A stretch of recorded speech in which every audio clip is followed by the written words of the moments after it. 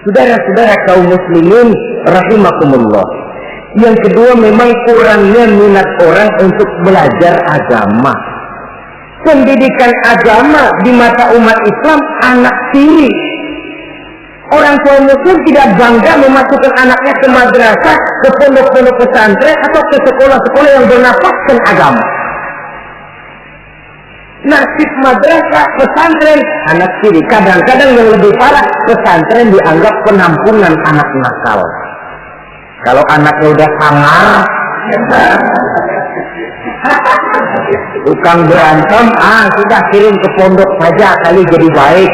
Kirim ke pondok. Kayaknya pondok cuma penampungan anak-anak nakal saja. Ada kesan anak tiri kan tidak bangga anak masuk madrasah. Latar belakangnya apa? Latar belakangnya karena pemikiran perut. Sekolah sama dengan ijazah, ijazah sama dengan lapangan kerja. Kalau tidak jadi pegawai negeri, mati. Sekolah pemikiran perut. Timbul masalah. Kalau anak masuk pesantren, apa nanti bisa masuk kerja di Pertamina? Apa kalau masuk sanawiyah nanti bisa diterima di Departemen Keuangan? Pola pemikiran perut. Kadang-kadang orang tua muslim itu masukkan anak ke madrasah biasanya alternatif terakhir. Kalau sekolah umum di sana sudah tidak terima, sekolah sana penuh, sekolah sini tutup, baru ke madrasah. Itu pun nggak bangga. Ditanya temannya, anaknya sekolah di mana Pak? Anak saya mah daripada nggak sekolah. Coba lihat, daripada nggak sekolah katanya. Habis dimasukin kemana? Saya masukin ke Madrasah.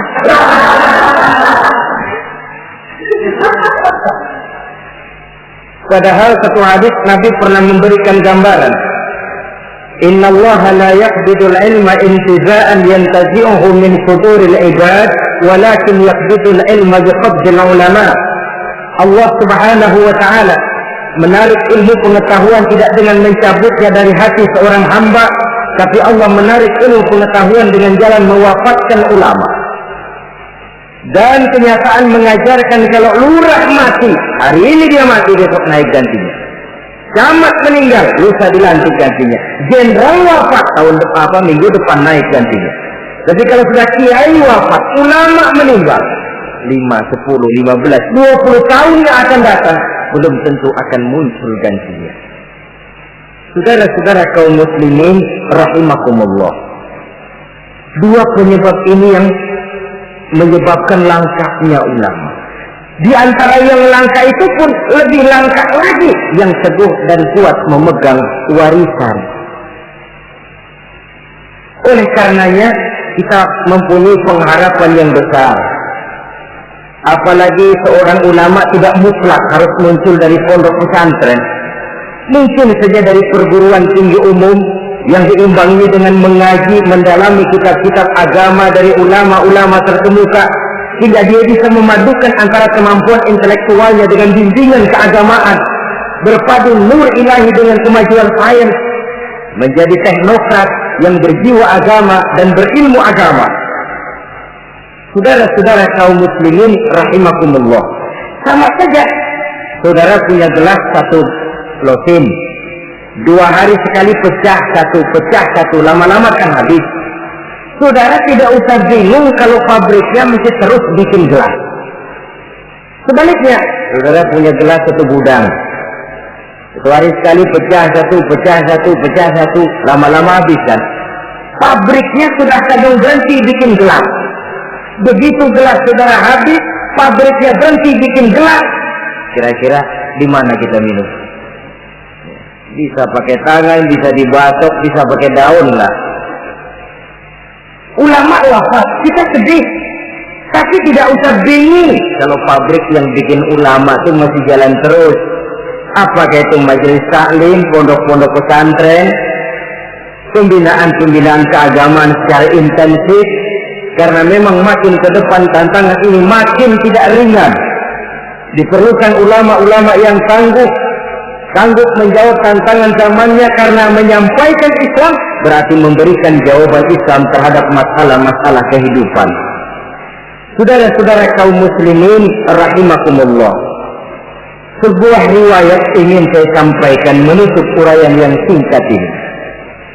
Di zaman Bani Israel, hiduplah 7 orang ulama yang masih muda-muda. 7 orang ulama yang masih muda ini mereka teguh dan kuat memegang agamanya, walaupun mereka tinggal di masa pemerintahan yang zalim dan memusuhi mereka. Mereka tidak goyah barang sedikit pun. Kemana ulama yang 7 orang ini pergi dakwah, mereka dicaci maki, dikejar-kejar, difitnah. Nah, ulama yang 7 orang ini diikuti dengan setia oleh seekor anjing. Kemana ulama yang 7 pergi dakwah, anjing ikut. Ulama yang 7 orang dikejar-kejar, anjing diuber-uber. Ulama yang 7 orang dicaci maki, anjing diomelin. Ulama yang 7 orang dilempari dengan batu, anjing pun disambitin dengan batu sampai patah kaki depannya si anjing karena setia mengikuti ulama yang 7 orang itu. Akhirnya 7 orang ulama dan seekor anjing ini mereka uzlah, sembunyi dan nyepi dalam sebuah gua. Mereka tidur di dalam gua itu 309 tahun lamanya, yang dikenal dalam Al-Quran dengan peristiwa Ashabul Kahfi. Ringkas cerita, nanti di akhirat, dikala setiap orang sibuk dengan urusannya masing-masing, sehingga sangat boleh jadi saudara tidak sempat memikirkan saudaranya, istri tidak sempat memikirkan suaminya, bapak tidak sempat memikirkan anaknya. Tiap orang sibuk dengan urusan masing-masing. Dalam suasana sibuk macam itu, tiba-tiba terdengar pengumuman dari bawah aras. Pengumumannya kalau bahasa kita begini. Pengumuman ditujukan kepada penduduk padang mahsyar, sebentar lagi 7 orang ulama akan masuk surga. Hadirin diminta supaya berdiri. Kagum penduduk mahsyar, Masya Allah, siapa orangnya? Kita dihisap saja belum, ini sudah diperintahkan masuk surga tanpa dihisap. Diri mereka mau lihat. Rupanya 7 orang ulama itu, seorang demi seorang, 1, 2, 3, 4, 5, 6, 7. Sudah 7 dikira selesai. Paling belakang anjing, rucuk. Mau masuk ke surga. Sampai di pintu surga ditutup. Mau kemana anjing? Ke surga, Pak. Enggak boleh. Pokoknya saya mau ke surga. Pokoknya enggak boleh. Kalau enggak boleh saya minta diadili, Pak. Apa sebabnya enggak boleh? Diadili? Iya, Pak. Baik. Dibuka pengadilan darurat. Karena memang di surga itu adil. Di dunia ini pengadilan banyak, keadilan susah. Saudara-saudara, diadili si anjing. Hasil pengadilan memutuskan anjing tidak berhak masuk surga. Naik banding. Anjing, kenapa kamu merasa berhak masuk surga? Saya, Pak, waktu di dunia setia mengikuti ulama yang 7 orang itu, Pak. Kemana mereka pergi dakwah saya ikut. Mereka dicaci maki, saya diomeli. Mereka dikejar-kejar. Ini kaki depan saya pakai ngikutin dia tuh, Pak. Masa mereka enak-enakan ke surga, saya ditinggal di sini, saya menuntut keadilan. Akhirnya turun perintah Allah. Ridwan, adkhilhul jannah. Ridwan, masukkan si anjing ke dalam surga. Perintah dari Allah.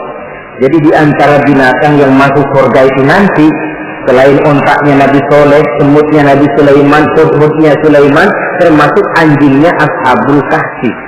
Logikanya, kalau anjing saja setia ikut ulama bisa sampai ke surga, boleh masa iya manusia ikut ulama tidak masuk surga? Oke. Asal ikutnya betul-betul ikut, yang diikuti betul-betul ulama. Kalau ikutnya ikut-ikutan, yang diikuti pun ulama-ulamaan, saya takut nanti dapat surga-surgaan. Saudara-saudara kaum muslimin rahimakumullah, itulah sebabnya di tengah keawaman kita ini yang pengetahuan yang serba terbatas, kita perlu mengikuti ulama yang benar-benar pewaris para anbiya. Inilah saja, insya Allah pada pertemuan berikutnya akan kita bicarakan pilar yang kedua. Terima kasih atas perhatian. Mohon maaf atas segala kekurangan. Wassalamualaikum warahmatullahi wabarakatuh. Waalaikumsalam warahmatullahi wabarakatuh.